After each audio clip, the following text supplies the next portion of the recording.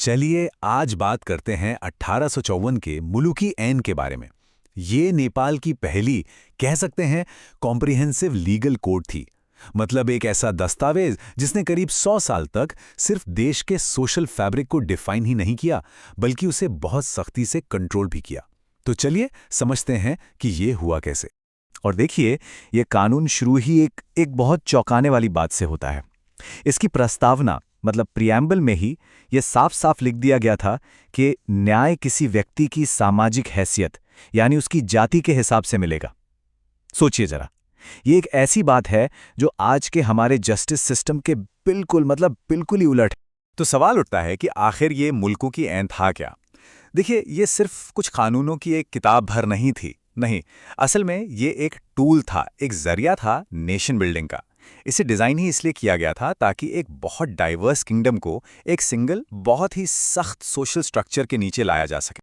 तो ये कानून काम कैसे करता था? चलिए सबसे पहले इसके कोर कॉन्सेप्ट को समझते हैं और ये भी देखते हैं कि कैसे इसके कागजी लक्ष्य और इसकी असलियत में ज़मीन आसमान का फ़र्क था। एक बहुत बड़ा कॉन्ट्रडिक्शन।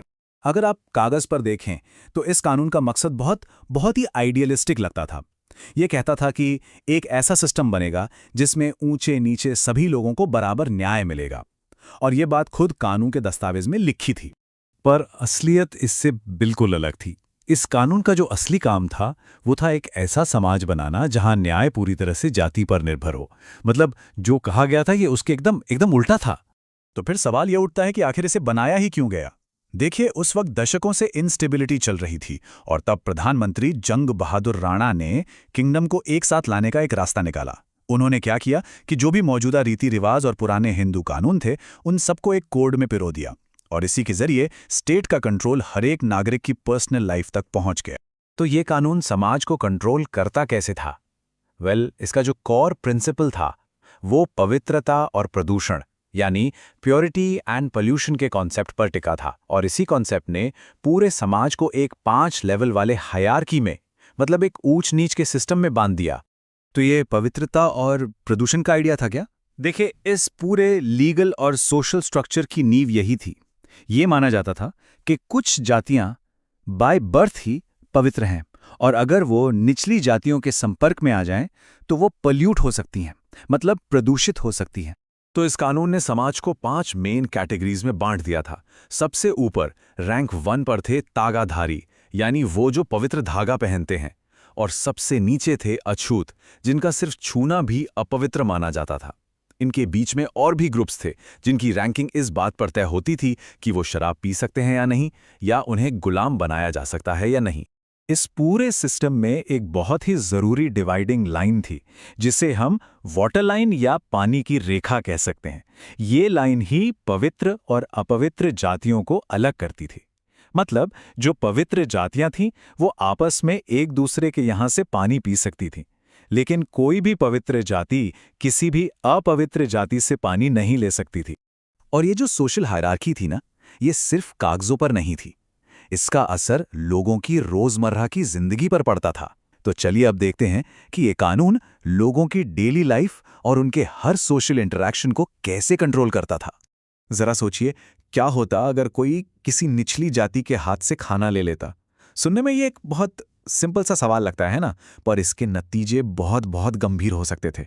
मुल्की ऐन में इसके लिए बाकायदा नियम बनाए गए थे, और नियम तोड़ने की सजा बहुत ही कठोर थी। और हाँ, सजा भी जाति के हिसाब से अलग अलग थी।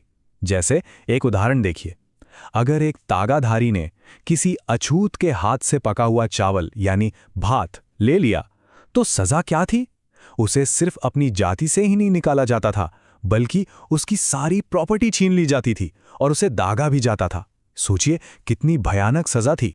यह कानून लोगों की जिंदगी के हर छोटे बड़े पहलू को कंट्रोल करता था। मतलब कौन किसके साथ खाना खा सकता है, कौन किसे छू सकता है, शादी ब्याह के रिश्ते किससे हो सकते हैं, अरे यहां तक कि हुक्का कौन किसके साथ पी सकता है, इसके भी नियम थे। ये कोड दिखाता है कि पवित्रता के ये नियम कितने डीप रूटेड थे।